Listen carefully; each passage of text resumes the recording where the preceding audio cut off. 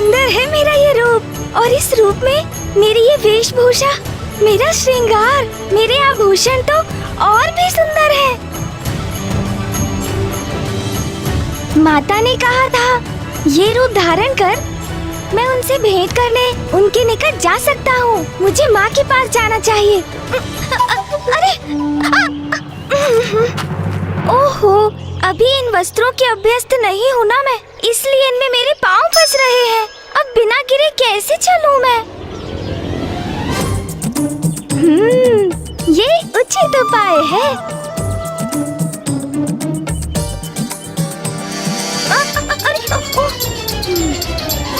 ओहो, फिर लड़खड़ा गई मैं। इसे थोड़ा और ऊपर पकड़कर चलती हूँ।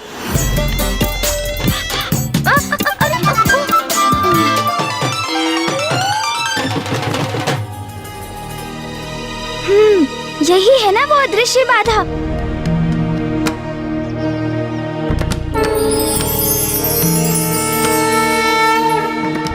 अब तो उसे पार कर आगे बढ़ने में मुझे तनिक भी कठिनाई नहीं।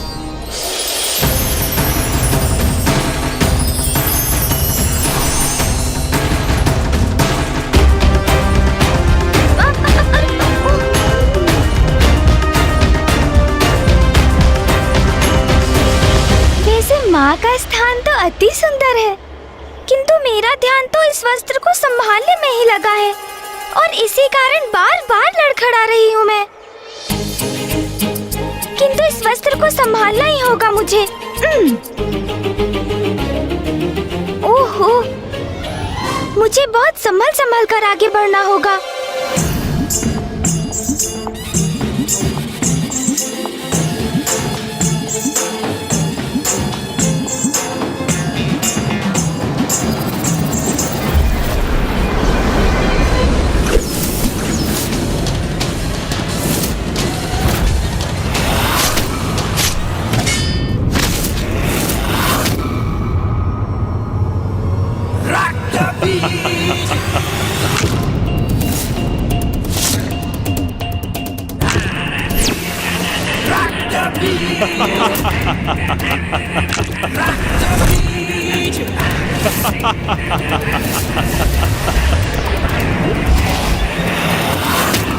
ये क्या?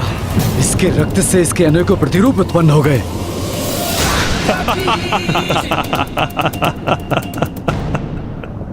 देखा वरुण देव, तुम मेरा जितना रक्त बहाओगे उतने ही प्रतिरूप अपने समक्ष पाओगे।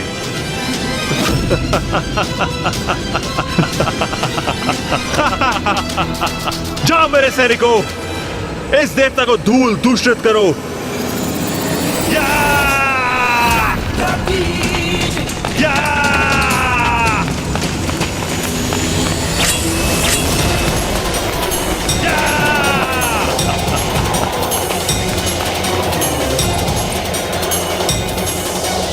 ये क्या? मेरा खड़क कहाँ जा रहा है?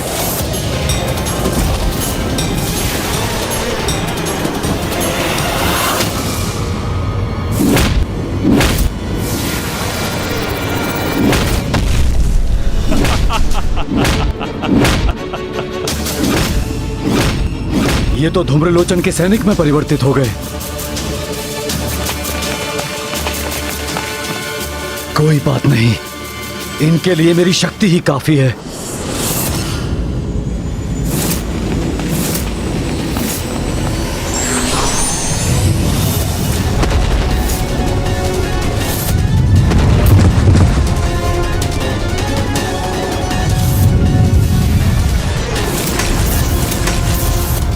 दुष्ट असुर, तुम कुछ भी कर लो, किंतु तुम्हारी ये कपट योजना अब मैं सफल नहीं होने दूंगा। अब मैं अपनी अन्य दिव्य शक्तियों से तुम्हें भस्म करूंगा। कब तक रोक पाओगे हमें देवताओं? स्वर्ग लोक तो हम लेकर ही रहेंगे, बस कुछ ही क्षणों की बात है।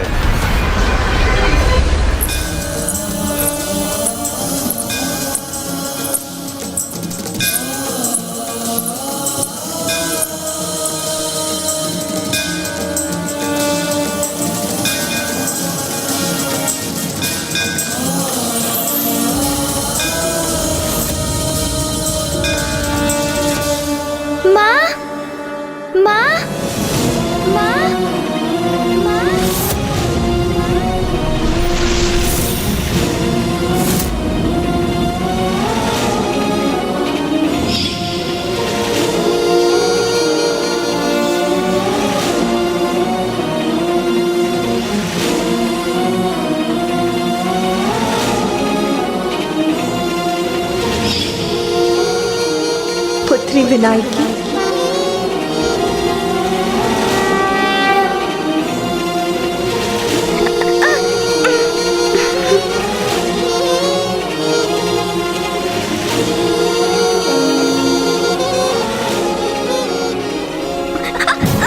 पुत्री, पुत्री गिरना मत।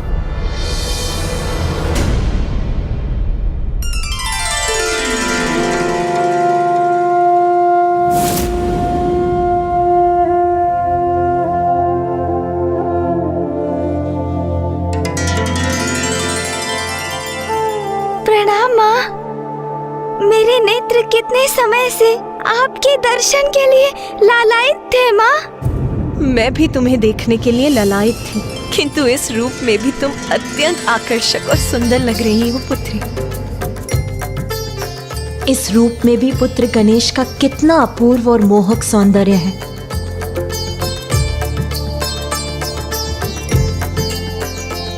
किंतु इसने साड़ी को ऐसे क्यों पकड़ा हुआ है? ओह, इसकी साड़ी उचित प्रकार से बंधी जो नहीं है।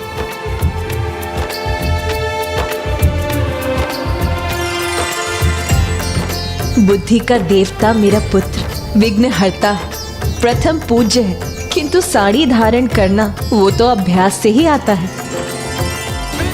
जिसे अबला समझ असुरों ने किया तिरस्कार, उसी नारी के रूप को विनायक ने किया स्वीकार। वरद विनायक के विनायकी अवतार की अद्भुत महागाथा। आप मुझे देखकर हंसी क्यों माँ? क्या मेरा ये रूप सुंदर नहीं है? क्या मैं विचित्र दिख रही हूँ? नहीं नहीं पुत्री, तुम्हारी सुंदरता तो अद्भुत है, किंतु ये अंग वस्त्र ये उचित प्रकार से नहीं बंधी। देखो, ऐसे धारण करते हैं इसे।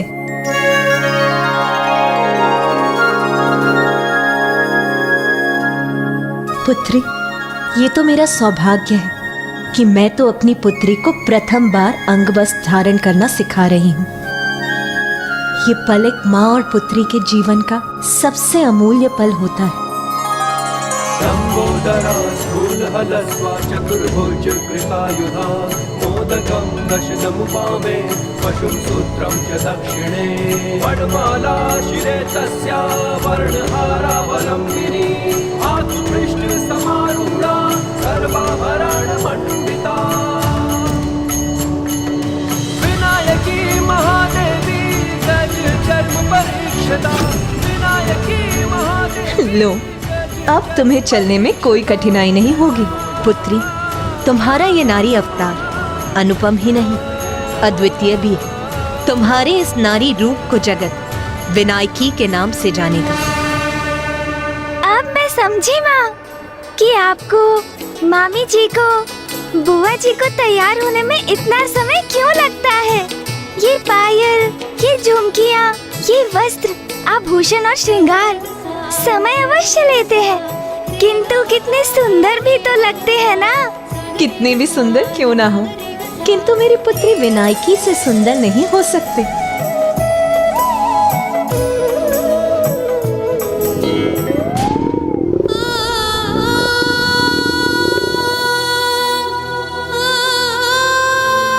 अब तो मेरे मुख में भोजन का एक भी ग्रास तभी प्रवेश करेगा जब स्वयं माँ अपने हाथों से मुझे खिलाएंगी। मेरी पुत्री अभी भी भूखी है। जिसे अबला समझ असुरों ने किया तिरस्कार, उसी नारी के रूप को विनायक ने किया स्वीकार। वरद विनायक के विनायकी अवतार की अद्भुत महागाथा।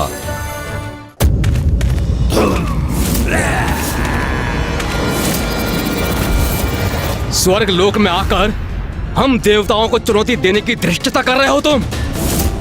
कदाचित हम देवताओं की दिव्य शक्तियों से परिचित नहीं हो तुम। मात्र धृष्टता नहीं अग्निदेव, तुम्हारे स्वर्ग लोक में तुम्हें ही पराजित करेंगे हम।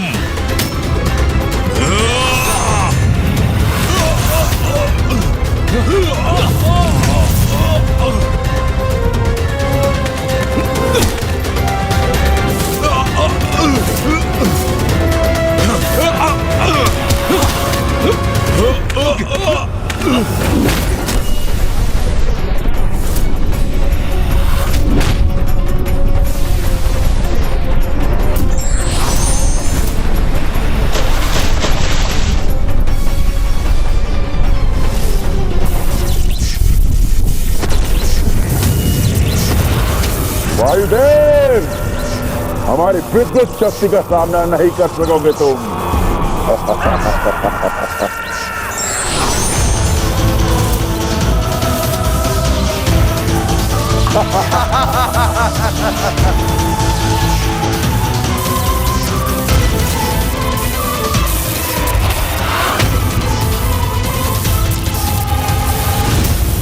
अब मैं निशस्त्र हो गया हूं, किंतु इनका सामना तो तब भी करूंगा मैं।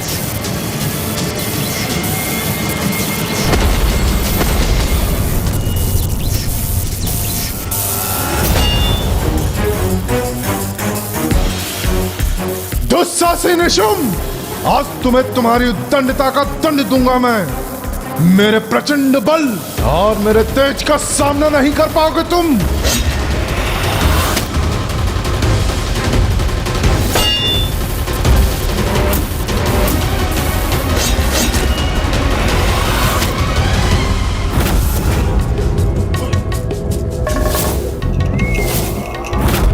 इंद्रदेव, तुमने मेरे भ्राता नमूची को मन युद्ध में पराजित किया था ना?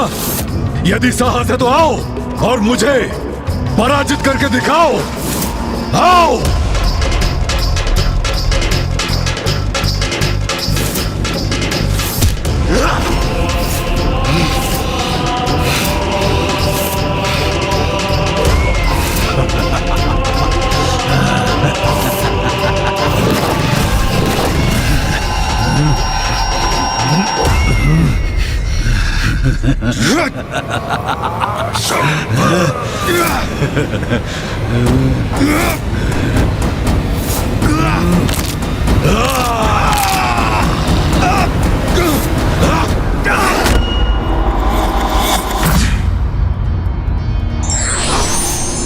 पार्वती के मन में ये कैसा हट कर लिया था तुमने पुत्री?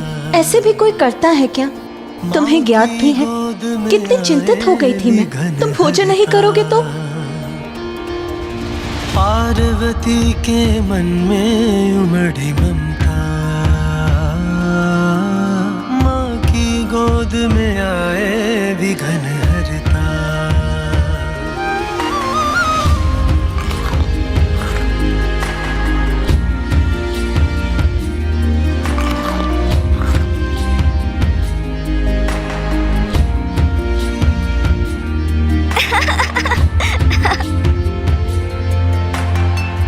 क्या हुआ पुत्री? तुम हंस क्यों रही हो? माँ, अब तो मैं पूर्ण रूप से तृप्त हो गया। मेरा अर्थ है तृप्त हो गई। और आपकी स्नेहपूर्ण उलाहना भी मुझे प्राप्त हो गई। मेरी इच्छा तो यही है कि ये हमारे स्वर्णिम और आनंददायक पल इसी प्रकार निरंतर चलते रहे। किंतु मुझे माँ को शीघ्र वो सब कुछ असुरों के बढ़ते साम्राज्य और उनके अत्याचारों के बारे में बताना ही होगा। शुंभ निशुंभ अवश्य संसार में अपना वर्चस्व बढ़ाने की अपनी कुटिल योजना बना रहे होंगे।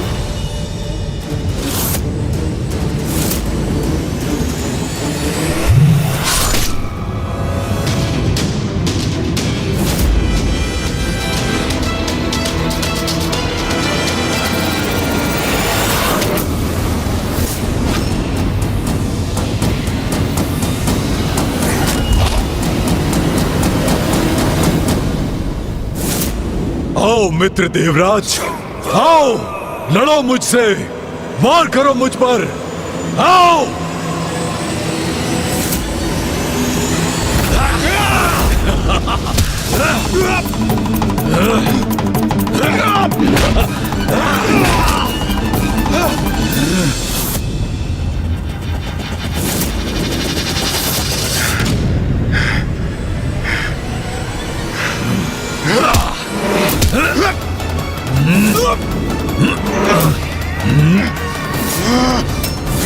साहस है तो अब मेरे दिव्य ताप का सामना करो निशुंभ।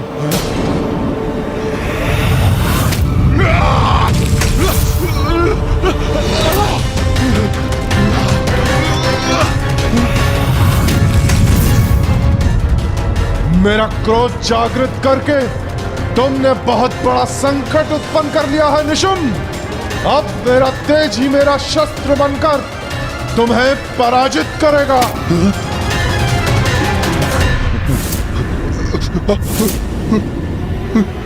सूर्यदेव के निरंतर प्रहारों का सामना करना कठिन हो रहा है मेरे लिए।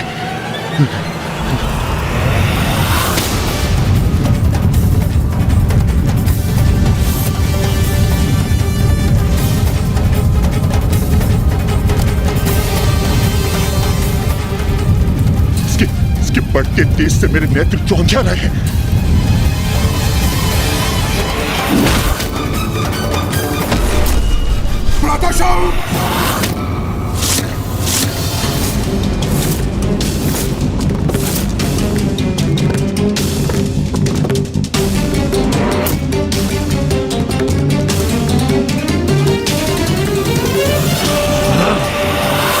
मेरे भ्राता निशुंभ को आहत करने का दुस्साहस किया सूर्यदेव ने, उसका दंड अवश्य प्राप्त होगा सूर्यदेव को। अब असुर महानायक शुंभ के क्रोध का ऐसा ज्वालामुखी फटेगा जिससे देवता अपना बचाव कदापि नहीं कर सकेंगे।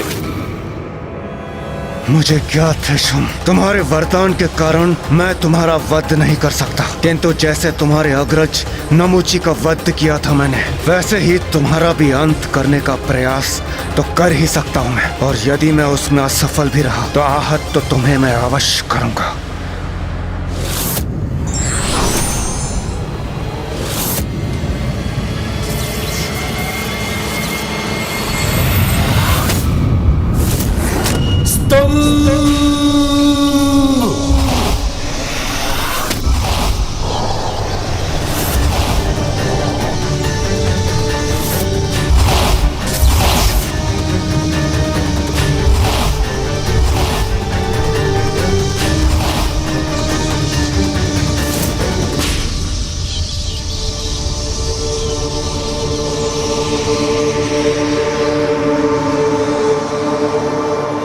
भ्राता निशुंभ, मुक्त हो जाओ।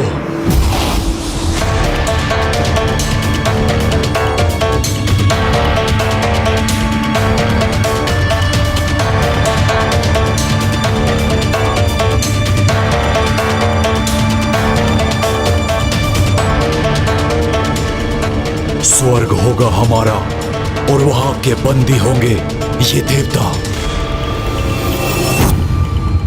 जो घट चुका है और जो घटित हो रहा है मुझे भली भांति ज्ञात है पुत्री।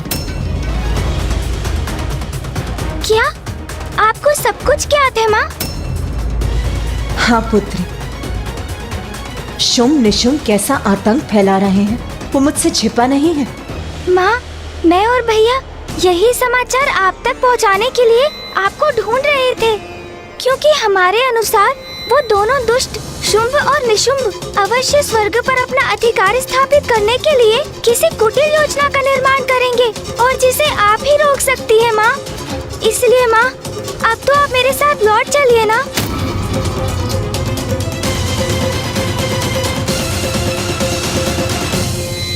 नहीं पुत्री विनायकी, मैं तुम्हारे साथ नहीं आ सकती। किंतु क्यों माँ? किंतु परिस्थिति बहुत विकट है। उन दोनों दुष्टों के कारण कभी भी कुछ भी हो सकता है। उसके लिए मुझे कहीं जाने की कोई आवश्यकता नहीं है पुत्री। शुंभ निशुंभ का दुष्कर्म स्वयं उन्हें मुझ तक खींच लाएगा। पुत्री, ये भी स्मरण रखो, तुमने अपना विनायकी रूप मुझसे भेंट करने के लिए धारण नहीं किया है। इसके पीछे एक बहुत बड़ा कारण है। बड़ा कारण? कैसा बड़ा कारण माँ?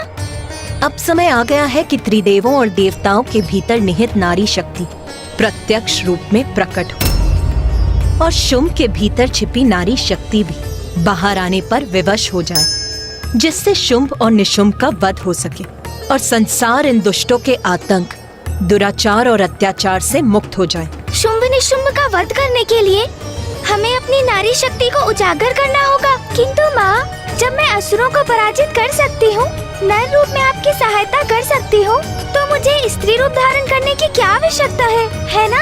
मेरा तो नर रूप ही पर्याप्त है ना माँ? विनायकी, नारी की शक्ति को कभी कम नहीं आंकना चाहिए। माँ के रूप में नारी एक कोमल हृदय, जनदायिनी, पालनहार होती है, तो दुष्टता की अति होने पर नारी अपने उग्र और कठोर रूप में दुष्टों का संहार करने में भी सक्षम होती है।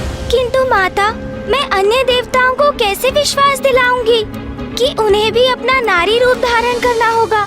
ये उत्तरदायित्व तो अब तुम्हारा है विनायकी। अपने समान अन्य देवताओं में भी नारी शक्ति को जागृत करो और शुम निशुम को मुझ तक आने को विवश करो, जिससे मैं उन्हें नारीत्व का उचित अर्थ बता सकूं और नारी के प्रति उसके किए अत्याचारों के लिए दंड दे सकूं। मुझे ज्ञात है कि माँ मुझे क्या करने के लिए निर्देशित कर रही है, किंतु मैं उस कार्य को पूर्ण करूँगी कैसे?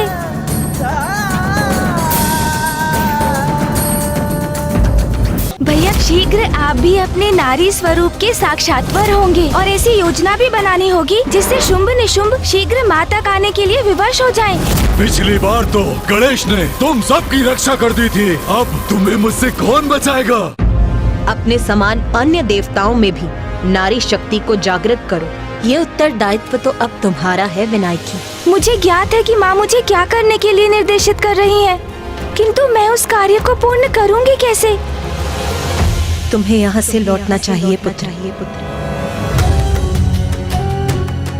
अभी जाना होगा मुझे, अभी तो मेरा मन ही नहीं भरा।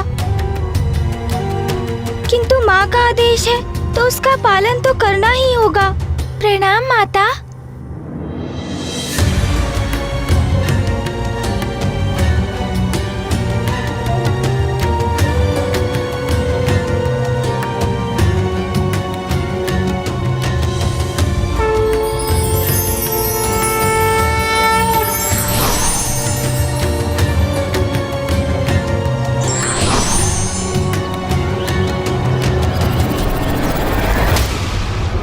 इंद्रदेव, तुमने मेरे भ्राता नमूची का वध किया और अब सूर्यदेव ने मेरे अनुज के प्राण लेने का प्रयत्न किया। ये उचित नहीं है इंद्रदेव। अब देखो, मैं असुर महानायक शुंभ तुम्हारे अपराधों के दंड स्वरूप तुम सबकी कैसी दुर्दशा करता हूं। सब मुक्त हो जाओ।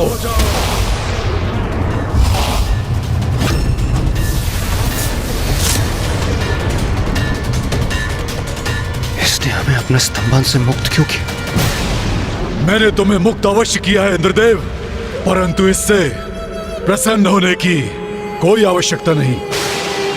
यदि मैं तुम सबको स्तंभित करके छोड़ देता तो तुम स्थिर रह जाते, किंतु मैं तुम्हें निरंतर प्रताड़ित कर तुम सबसे अपना प्रतिशोध लूंगा।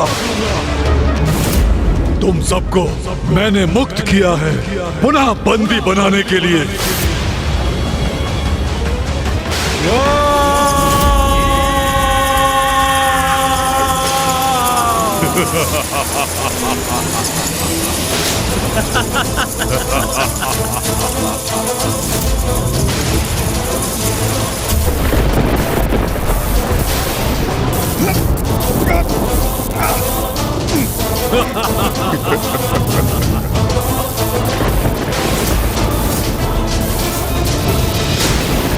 अब तो स्वर्ग पर मेरा इस असुर महानायक शुंभ का अधिकार हुआ।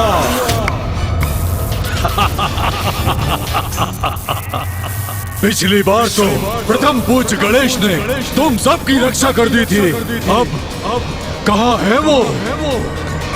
अब तुम्हें मुझसे कौन बचाएगा? इंद्रदेव?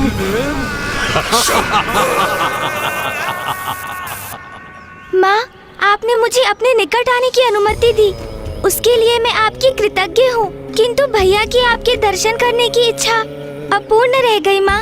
अब ज्ञात नहीं उन्हें वो अवसर कब प्राप्त होगा, किंतु आप कब कैलाश लौटेंगी माँ? गणेश, भैया आ गए। कहाँ हो तुम अनुज? भैया तो कदाचित इस रूप में मुझे पहचान ही नहीं सकेंगे, असमंजस में पड़ जाएंगे वो। मुझे पुनः अपने गणेश रूप में आ जाना चाहिए।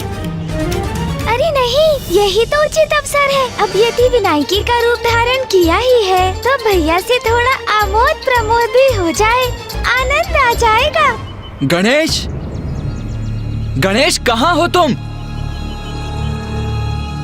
कहाँ हो अनुज? गणेश, गणेश कहाँ हो तुम? स्वामी, कहाँ हो आप?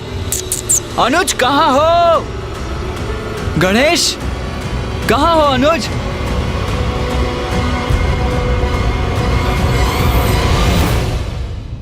देवी। हाँ जी। क्या आपने? कितना मधुर स्वर है आपका। कौन हो सकती है ये स्त्री? सुनकर मेरा मन तो अति आनंदित हो गया। पुनः कुछ कहिए ना। अकस्मात इस प्रकार आपके समक्ष आने के लिए मैं क्षमा चाहता हूँ, किंतु यहाँ आने का मेरा केवल एक ही प्रयोजन था, अपने भ्राता को ढूंढना। अब वो यहाँ नहीं है तो हम आगे बढ़ते हैं। चलिए मूषक जी, हम आगे ढूंढते हैं। अरे नहीं नहीं नहीं ना, भला ऐसे क्यों जा रहे हैं आप? अकस्मात आने का अपराध किया है आपने, तो अचानक जाने के दोष से तो मुक्त होइए। ऐसे मत जाइए, कुछ बोलिए ना, कुछ ना कुछ बोलते रहिए ना। ये क्या कह रही हैं आप? देखिए, मेरे पास इन सब के लिए समय नहीं है। आप जो भी हैं देवी, मैं आपका अपमान नहीं करना चाहता हूँ, इसीलिए। अरे ये क्या हो रहा है आपको? आपका संतुलन क्यों बिगड़ता जा रहा है? स्वयं को संभालिए देवी। कैसे संभालूं अपने आप को? आपके स्वर की मधुरता ने तो पूर्व में ही मेरा मन मोह लिया था, और आपका मुख, आपका रूप देखा तो उसका तो ऐसा सम्मोहन है कि कोई भी अपना संतुलन खो बैठे। रुकिए कुमार, मेरे हृदय का स्पंदन थोड़ा मंद पड़ जाए, तब तक तो रुक जाइए। कहीं मुझे कुछ हो गया तो फिर क्या करेंगे आप? ओहो, कहाँ फंस गया मैं? अब इस स्त्री से पीछा कैसे छुड़ाऊं मैं? कुछ भी नहीं होगा आपको। वैसे भी आप तो हृष्ट पुष्ट दिखाई दे रही हैं। अच्छा, हृष्ट पुष्ट तो दृष्टि पड़ ही गई, तो क्या मैं आपको भाग गई हूँ? अच्छा ये तो बताइए, आपका विवाह हो गया क्या? नहीं नहीं देवी, ये तो अपना कर्तव्य निभाने में ही व्यस्त रहते हैं। विवाह का समय ही कहाँ है इनके पास? प्रभु अभी तक दिखे ही नहीं। ये तो अत्यंत शुभ समाचार है। आपको ज्ञात है, मेरी जन्म कुंडली के अनुसार विंध्याचल पर्वत पर मेरे द्वारा पुष्प तोड़ते समय अत्यंत सुंदर और तेजस्वी कुमार का आगमन लिखा है, और ये भी कि वो कुमार महादेव और देवी पार्वती के पुत्र होंगे, और उन्हीं कुमार से मेरा विवाह भी होगा। अरे ये तो पीछे ही पड़ गई है देवी। ये क्या कह रही हैं आप? अपनी मर्यादा की सीमा में रहिए। आपसे 2 संवाद हुए नहीं और आप तो विवाह तक पहुंच गई। किंतु हृदय तो कभी असत्य नहीं कहता कुमार। आप ही है ना महादेव और माता पार्वती के वो पुत्र? बोलिए ना। हाँ, ये तो वही है, माता पार्वती और महादेव के पुत्र कुमार कार्तिकेय। अरे मूषक जी, आप तो और संकट में डाल देंगे। देखा, मुझे जो आभास हुआ था वो सत्य भी था। स्वामी, मेरे स्वामी, आप अंततः मिल ही गए मुझे। कितनी प्रतीक्षा करवाई मुझे, किंतु कोई बात नहीं। अब तो मैं आपको अपनी दृष्टि से कहीं दूर जाने नहीं दूंगी। गणेश कहाँ रह गया? मेरा अनुज क्या कम संकट उत्पन्न करता है जो अब इस स्त्री से भी भिड़ंत हो गई है मेरी?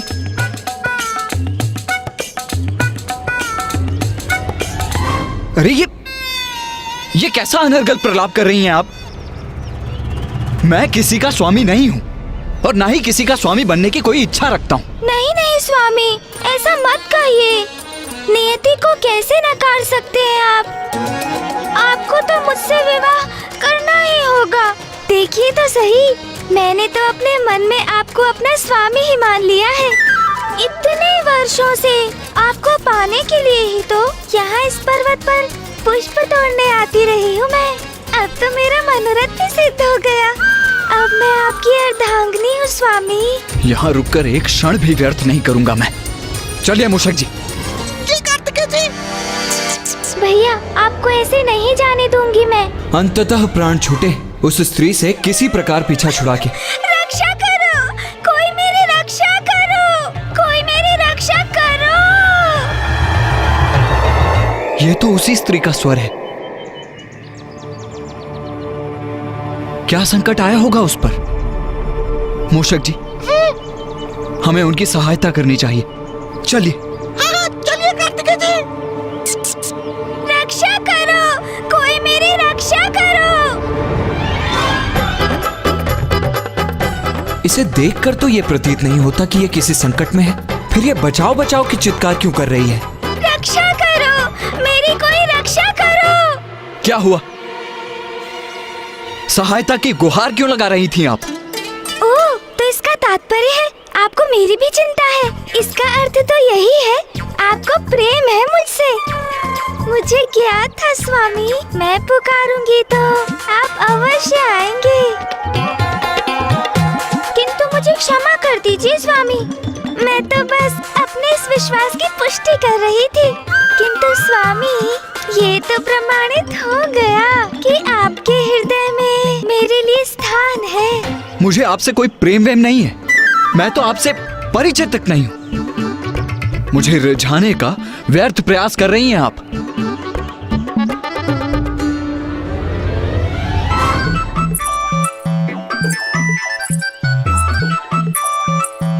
अरे, मेरे पीछे पीछे क्यों आ रही हैं आप? मेरा पीछा करना बंद कीजिए। आपके पीछे ना आऊं तो कहाँ जाऊं स्वामी? अपने स्वामी के पीछे चलना तो मेरा धर्म है ना। अच्छा, मैं एक सुझाव दूं। हम दोनों अभी कैलाश जाकर अपना दाम्पत्य जीवन आरंभ करते हैं। मैं महादेव और माता पार्वती की सर्वगुण संपन्न पुत्र वधू बनूंगी। हाँ, किंतु मेरी भी एक शर्त है। विवाह के उपरांत आपको अपने अनुज को कैलाश से निष्कासित करना होगा। मेरे स्वामी को निष्कासित? अरे, कैसी स्त्री है ये? अभी मुझसे विवाह करने की बात कर रही थी और अब मेरे परिवार को ही खंडित करना चाहती। क्योंकि स्वामी, मैंने सुना है बड़ा विचित्र है वो और बहुत नटखट भी, सभी को सताता रहता है। इसलिए वो तो कदापि नहीं रह सकता हमारे साथ। बस बहुत हुआ। मेरे भ्राता को लेकर ये सब कहने का दुस्साहस भी कैसे किया तुमने? क्या आप जानती भी हैं कि वो है कौन? प्रथम पूज्य गणेश है मेरा अनुज। प्रथम पूज्य? अभी मैं आपको अपने भ्राता की महिमा से परिचित कराता हूं।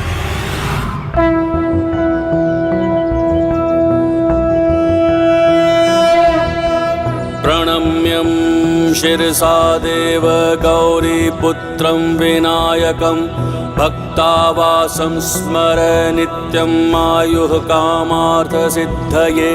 प्रथमं वक्रतुण्डं च एकदन्तं द्वितीयकं तृतीयं कृष्णं पिङ्गाक्षं गजवक्त्रं चतुर्थकं लंबोदरं पंचमं च षष्ठं विकटमेव च सप्तमं विघ्नराजेन्द्रं धूम्रवर्ण तथाष्टकं नवमं भालचन्द्रं च दशमं तु विनायकं एकादशं गणपतिं द्वादशं तु गजाननं द्वादशैतानि नामानि त्रिसन्ध्ययः पठेन्नरः न चाविघ्नभयं तस्य सर्वासिद्धिकरं प्रभो।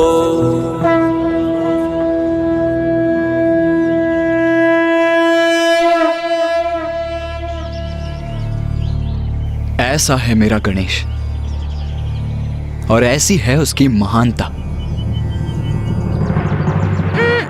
उचित है। फिर यदि आप इतना कह ही रहे हैं तो मैं विवाह के उपरांत आपके अनुज को हमारे साथ रहने की अनुमति देती हूँ। किंतु अब विवाह तो कर ले। विवाह? कैसा विवाह? कौन सा विवाह? गणेश कहाँ हो तुम? तुम्हें ढूंढते ढूंढते ये किस कठिनाई में फंस गया मैं।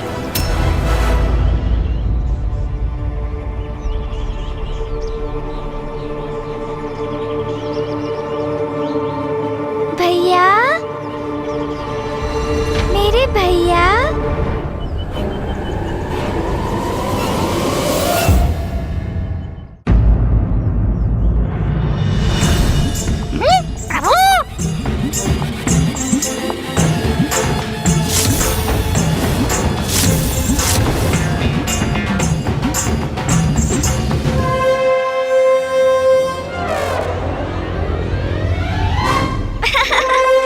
गणेश, तुम इस रूप में?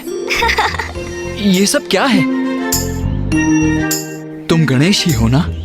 हाँ भैया, मैं गणेश ही हूँ। किंतु गणेश, तुम इस रूप में क्यों हो? हाँ, बताती हूँ भैया कि वास्तव में क्या हुआ था। यदि तुम्हें मुझसे भेंट करनी है तो तुम्हें भी नारी रूप धारण कर यहाँ आना होगा, अन्यथा तुम्हारा यहाँ आना असंभव है। पुत्र गणेश, तुम्हें भी अपने भीतर के उस नारी तत्व को उजागर कर स्त्री रूप धारण कर माता के पास पहुंचना होगा। तुम्हारे इस नारी रूप को जगत विनायकी के नाम से जानेगा।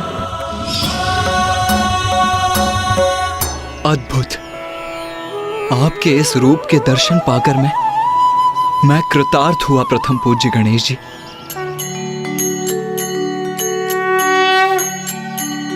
नीलाभा नीलवर्णा च नीललोहित पिंडला गजवक्त्रा महाकाया त्रिनेत्रा मुकुटोज्ज्वला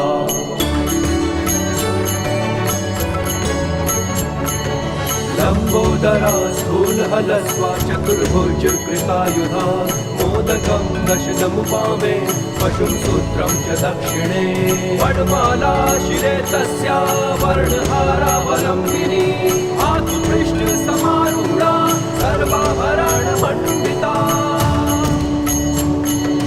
विनायकी महादेवी गज जन्म परीक्षदा विनायकी महादेवी गज जन्म परीक्षदा विनायकी महादेवी गज जन्म परीक्षदा विनायकी महादेवी गज जन्म परीक्षदा।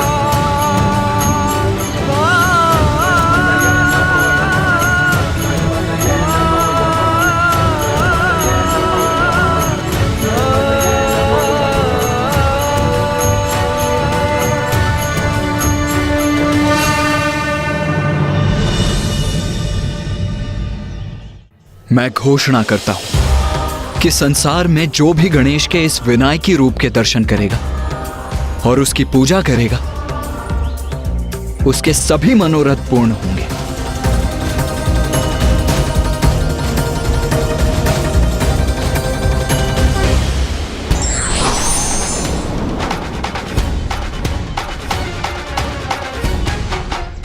भैया, मुझे क्षमा कर दीजिए। मैं तो बस आपके साथ परिहास कर रहा था। किंतु क्या करता भैया, इतना सुनहरा अवसर जो प्राप्त हुआ था तो उसे कैसे गवाता मैं? फिर उन स्त्री ने भी तो कहा था कि गणेश बहुत नटखट है। चलो, कठिनाई के इस समय में मेरे कारण तुम आनंदित तो हुए। मुझे क्षमा कीजिए भैया, मैं स्वयं को रोक नहीं सका। अच्छा, अब ये बताओ कि माँ से भेंट हुई तुम्हारी? कैसी है वो? क्या कहा उन्होंने? माँ से भेंट तो हुई मेरी। वो यहीं इस विंध्याचल पर्वत पर ध्यानस्थ है।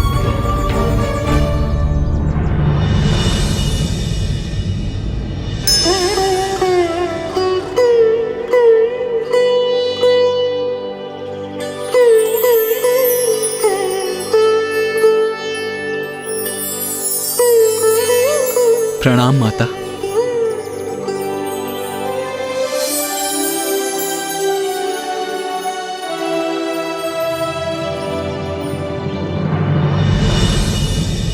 किंतु गणेश, ये तो बताओ कि माँ ने तुमसे कहा क्या? क्या तुमने उनसे शुंभ निशुंभ से उत्पन्न महासंकट की चर्चा की? भैया, माँ ने कहा कि तुमने अपना विनायकी रूप मुझसे भेंट करने के लिए धारण नहीं किया है, इसके पीछे एक बहुत बड़ा कारण है। अपने समान अन्य देवताओं में भी नारी शक्ति को जागृत करो और शुंभ निशुंभ को मुझ तक आने को विवश करो। माँ ने मुझे जो दायित्व सौंपा है उसे निभाने का आरंभ मैं भैया से ही करता हूँ। भैया थोड़ी प्रतीक्षा कीजिए, शीघ्र आप भी अपने नारी स्वरूप के साक्षात्कार होंगे। उचित है गणेश, किंतु मैं तो अपने इसी रूप में सक्षम हूँ, तो मुझे नारी रूप धारण करने की क्या आवश्यकता है? आवश्यकता है भैया, आवश्यकता है। मैंने भी यही पूछा था माँ से भैया, किंतु उन्होंने मुझे समझाया, जो नारी समस्त संसार को जन्म देती है उस नारीत्व से बड़ी कोई शक्ति नहीं होती। शुंभ निशुंभ का वध करने के लिए ये आवश्यक है। आपको उसका वरदान ज्ञात है ना भैया? उस वरदान को निष्फल करने के लिए हम सभी को अपने भीतर की नारी और उसकी शक्ति को जागृत करना होगा, तभी हम इन असुरों के वध में सहायक बनेंगे। तब तो हमें यथाशीघ्र ऋषि मार्कंडेय जी के पास लौटना चाहिए। हमें ये तो ज्ञात है कि माँ कहाँ है, किंतु माँ के इस युद्ध में सहभागी होने के नाते हमें अब और भी सतर्क रहकर शुंभ निशुंभ के प्रत्येक क्रियाकलाप पर दृष्टि बनाए रखनी होगी।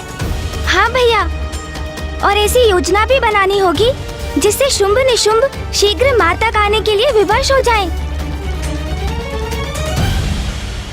छल से स्वर्ग पर तो अपना अधिकार स्थापित करने का प्रयास कर ही चुके हैं शुंभ निशुंभ। ज्ञात नहीं अब वो कौन सी चाल चलने की तैयारी कर रहे हो।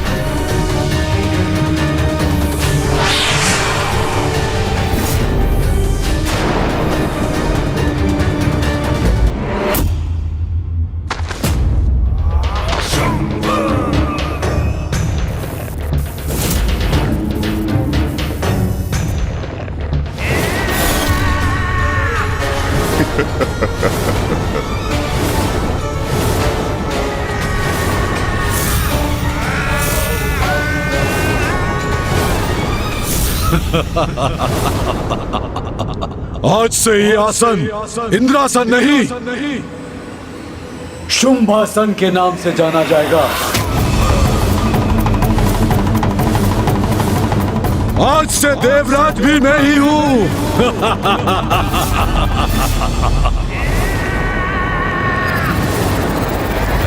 देवराज शुंभ की, देवराज शुंभ की,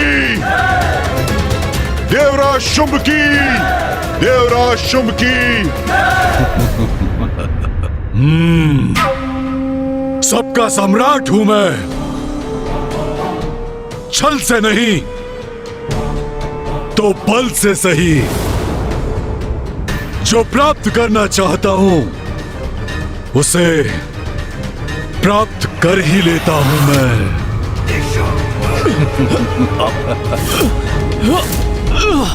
देवताओं, जो कुछ भी तुम्हारा है सब कुछ मेरा हो चुका है।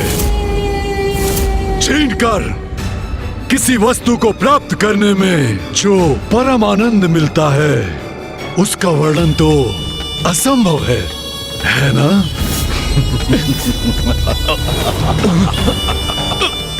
अब मेरे सेनापति अपना अपना आसन ग्रहण करेंगे।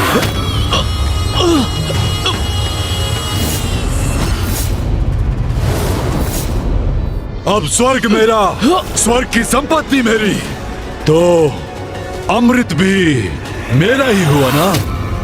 क्यों इंद्रदेव? तुम कुछ भी कर लो दुष्टासुर, अमृत तक तुम कदापि नहीं पहुंच पाओगे। अमृत कहाँ छिपा के रखा है इन धूर्त देवताओं ने? अमृत प्राप्त करोगे तुम? क्या समझते हो अमृत प्राप्त करना इतना सरल है? दुष्ट!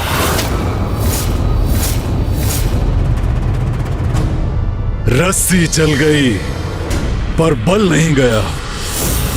तुम सभी देवताओं को मैंने स्तंभ पर बांध रखा है, लेकिन अब तक तुम सभी का अहंकार नहीं मिटा। महाराज शुंभ, इस व्यर्थ के वार्तालाप का अब कोई लाभ नहीं। आपको स्मरण है कि जब आपने इन देवताओं को अपने राजभवन में आमंत्रित किया था, तो असुरी नारियों ने कितना मनोरंजन किया था इन देवताओं का। हाँ, किया तो था, और उस मनोरंजन में इंद्र को कितना आनंद आया था।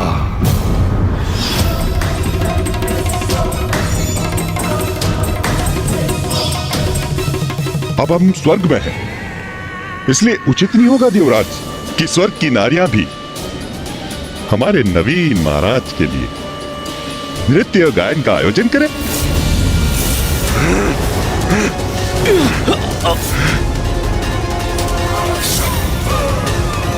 ये दुष्ट अब हमारी स्त्रियों का अपमान करना चाहता है।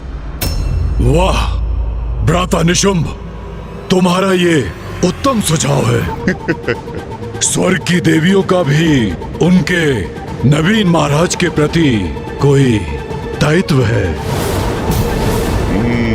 जब स्वर्ग ही मेरा है, तो यहाँ की देवियों पर भी मेरा ही अधिकार हुआ ना। अवश्य भ्राता, अवश्य। हाँ देवराज शुंभ, कैसी धृष्टता है यहाँ की स्त्रियों की। अपने नए देवराज का स्वागत तक करने नहीं आई, और ना ही कहीं दिखाई दे रही है। तो क्या अमृत के साथ साथ अपनी देवियों को भी छुपा के रख रखा है इंद्र ने? सेनापति निशुंभ, हमारे सैनिकों को आदेश दो कि उन देवियों को ढूंढकर हमारे समक्ष प्रस्तुत करें। इंद्रदेव, मैं तुम्हारे नेत्रों के समक्ष उनका अपमान करूंगा, और फिर तुम मुझे बताओगे कि अमृत कहाँ है। इतना साहस तुम्हारा! ऐसा कदापि नहीं कर सकोगे तुम। महाराज शुंभ, मुझे आज्ञा दीजिए, मैं अभी उन देवियों को खींच कर लाता हूँ। उसकी कोई आवश्यकता नहीं।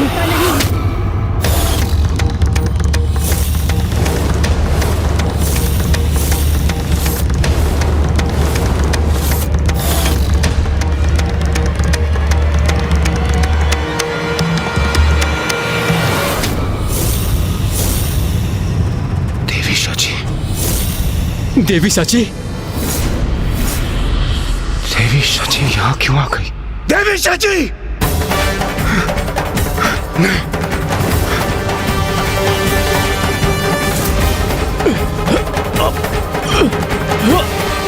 स्वामी एवं अन्य देवताओं की ऐसी दुर्दशा करती है इन असुरों ने। इस दुष्ट के जाल में फंसने के लिए आप यहाँ क्यों आई है देवी सची?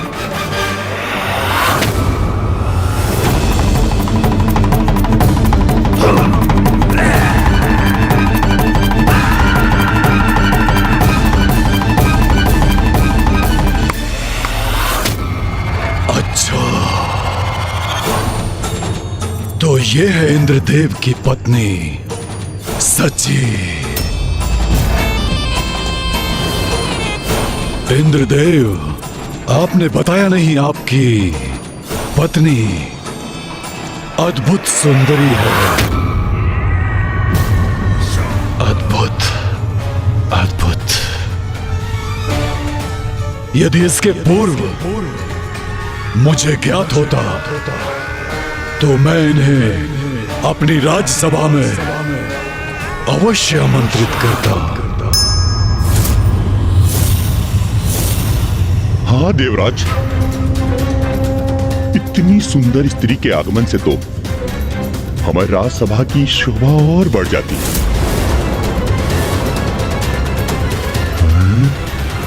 दुष्ट असुर, शांत हो जाओ। देवी सची, इस दुष्ट के मुख से मैं आपके प्रति ऐसे वचन कदापि नहीं सुन सकता। आप चले जाइए यहाँ से, जाइए। अरे रे रे रे, कैसे चले जाएंगे आप? हम तो मनोरंजन की प्रतीक्षा कर रहे थे।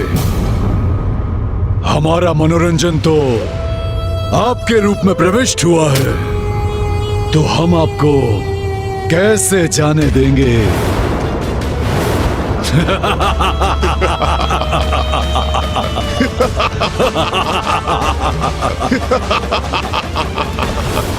दंभी असुर, स्वामी एवं अन्य देवताओं को मुक्त करो।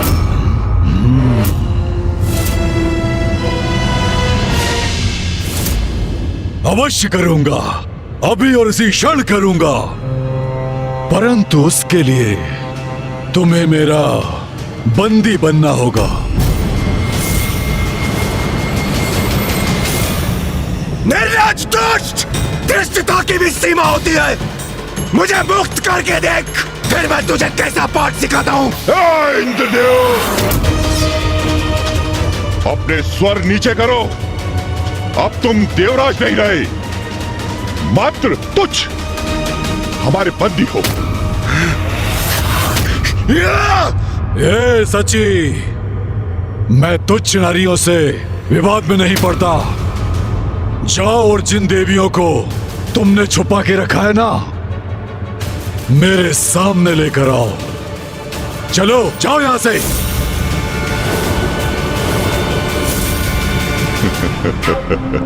उचित आदेश दिया है देवराज शुम्भ ने इसे। क्या हुआ गणेश? भैया, स्वर्ग में देवगण एवं माताएं संकट में हैं। हमें शीघ्र देवताओं की सहायता के लिए जाना होगा।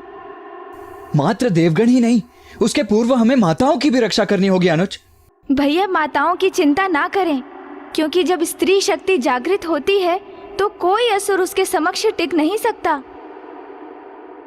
देवराज के सिंहासन पर बैठकर स्वयं को अत्यंत ही महान समझ रहे हो ना तुम, किंतु कदाचित तुम ये भूल रहे हो कि ये सिंहासन ना तो पहले तुम्हारा था और ना ही तुम्हारा कभी होगा। तुम क्या समझते हो, तुम प्रथम असुर हो जिसने स्वर्ग के सिंहासन पर अधिकार प्राप्त करने की चेष्टा की है। अरे कितने असुर आए, कितनों ने प्रयत्न किया, परंतु मृत्यु के सिवाय उन्हें कुछ प्राप्त नहीं हुआ।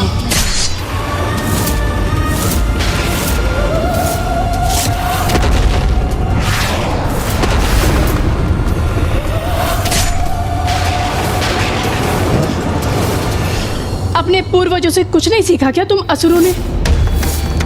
आनंद आता है क्या बार बार पराजित होने में?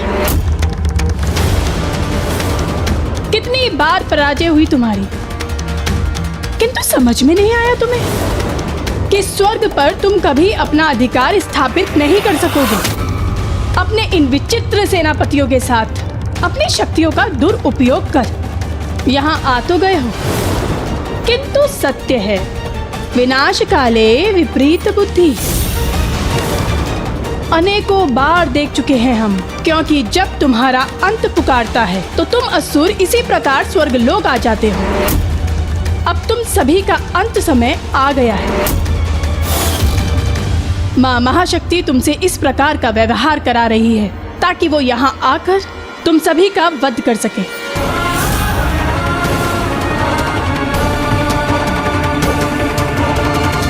तुच्छ नारी, बहुत बोल चुकी हो तुम।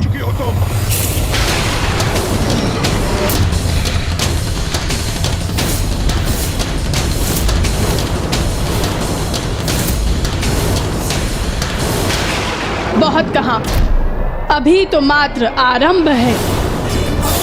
माँ महाशक्ति चाहती तो अभी तुम सभी का अंत कर सकती थी, किंतु नहीं, वे सदैव सभी को सुधरने का एक अवसर अवश्य देती है। इसलिए मेरे माध्यम से वो तुम्हें चेतावनी दे रही है। तुम्हारी भलाई इसी में है कि तुम शांत रहकर मेरे वचनों को ध्यान पूर्वक सुनो। क्या कहा था तुमने? तुच्छ नारी। नारी को तुच्छ समझने वाले, ये मत भूलो कि तुम्हारा जन्म भी एक नारी से हुआ है, और ये स्मरण रखना कि तुम्हारा संहार भी एक नारी ही करेगी। और यदि तुम्हें इसमें कोई भी संदेह है तो अपने पूर्वज महिषासुर का स्मरण करो।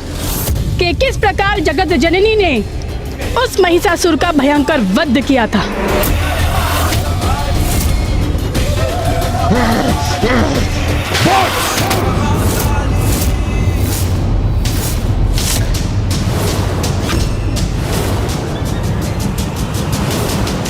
इतना दुस्साहस तुम्हारा!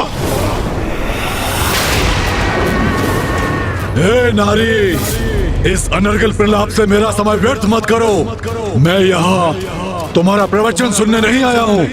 देखो ऊपर देखो, तुम्हारे देवता किस तरह बंधे हुए हैं। देखो, चारों ओर दृष्टि घुमाकर देखो।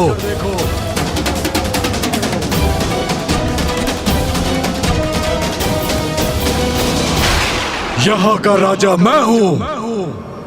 ये तुम्हारे स्वामी का राजभवन नहीं, ये मेरा राजभवन है और मेरे सैनिक भीतर और बाहर रह के यहाँ की रक्षा कर रहे हैं।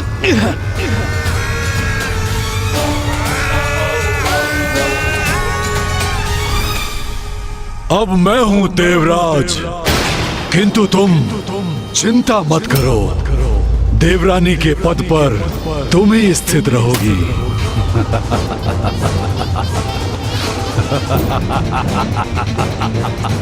आओ, मेरे निकट आकर अपना स्थान ग्रहण करो।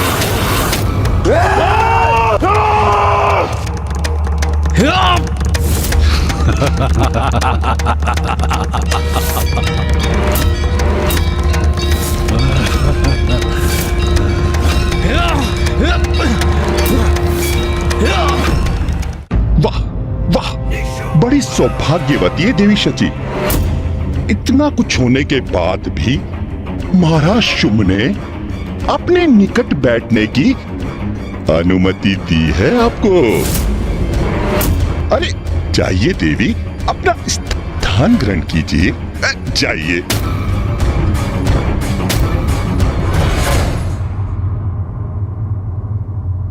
किस विचार में मग्न हो तुम? अंततः तुम सभी स्त्रियों की एक ही अभिलाषा होती है, एक शक्तिशाली पुरुष का संरक्षण। तो कहो, तुम यहाँ स्वयं आती हो या अपने सेनापतियों को आदेश दूं कि वो तुम्हें यहाँ खींच कर लेकर आए? दम भी असुर, ना तो तुम मुझे बंदी बना सकते हो और ना ही स्वर्ग की अन्य नारियों को, क्योंकि हमारी रक्षक तो स्वयं जगत जननी है। बस बहुत हुआ ये जगत जननी के नाम का उच्चारण। तुम्हें बहुत अहंकार है ना अपनी महाशक्ति पर? अहंकार तो तुम्हें है दुष्ट, मुझे तो विश्वास है अपनी माता मां शक्ति पर। और जिन माता जगत जननी का तुम नाम इतनी उदंडता से ले रहे हो, ये मत भूलो कि वो तुम्हारी भी माँ है। और हम नारियों पे जो तुमने कुदृष्टि डालने का अपराध किया है, उसका भी दंड अवश्य ही मिलेगा तुम्हें।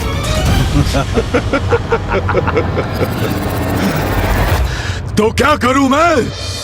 तुम सभी नारियों की क्या आरती उतारूं? और अगर इतना विश्वास है अपनी माता पर, तो सभी नारियां छिपकर क्यों बैठी हैं? छिपकर कोई नहीं बैठी है शुंभ। तुम यही ज्ञात करना चाहते हो ना, स्वर्ग लोक की अन्य नारियां कहाँ हैं? वो सभी माता के मंदिर में हैं।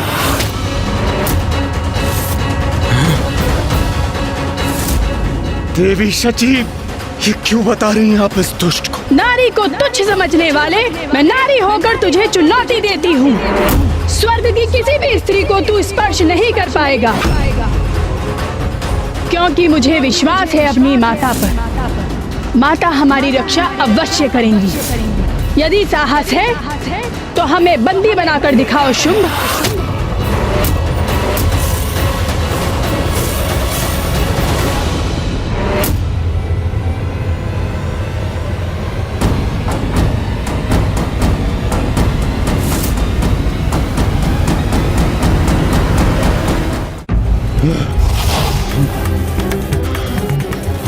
इतना दुस्साहस इसका!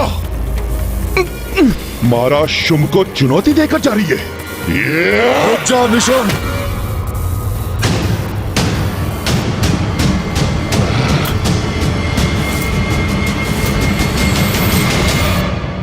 जाने दो उसे। नहीं भ्राता, उचित नहीं है ये। या तो इसको स्तंभित कीजिए अथवा मुझे इसको खींचकर लाने की अनुमति दीजिए। उसने मुझे चुनौती दी है, अब मैं उसे दिखाऊंगा एक पुरुष का बल क्या होता है। असुरों और देवताओं का अधिपति मैं ही हूं। स्वर्ग की देवियों का मैं अहंकार भंग करूंगा, उन्हें अपनी सेविकाएं बनाऊंगा। चलो मेरे साथ। उचित है भ्राता शुम, इसके अपराध का दंड तो इसे अवश्य मिलना चाहिए। स्वर्ग की नारियों का अपमान कदापि नहीं सह सकता मैं। मुझे इस बंधन से मुक्त होना ही होगा। देवराज होने के नाते देवियों की रक्षा का दायित्व निभाना ही होगा, मुझे निभाना ही होगा। हाँ देवराज, इस दीनहीन अवस्था में हम अपनी शक्तियों का प्रयोग करने में भी असमर्थ हैं। धिक्कार है हम पे। ये कैसी विवशता है हमारी। हम यहाँ बंदी बने और वो दुष्ट देवियों को अपमानित करने गए हैं। देवगण, हम विवश अवश्य हैं, किंतु आदि शक्ति माँ की शक्ति नहीं। इन असुरों का माता के समक्ष टिक पाना असंभव है। अब हमारा और देवियों का माता ही सहारा है और वो अपने भक्तों को कदापि निराश नहीं करेगी। देवियों की रक्षा माता अवश्य करेंगी।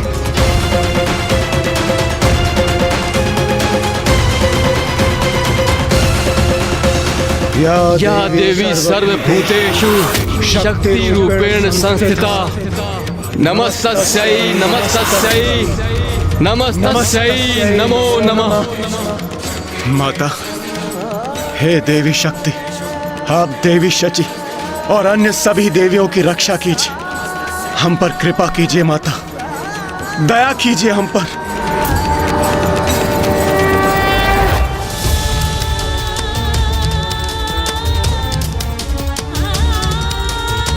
माता, हम सभी देवियां आपकी शरण में हैं। मुझे विश्वास है आप मेरी प्रार्थना का मान अवश्य रखेंगी, हमारी रक्षा अवश्य करेंगी आप।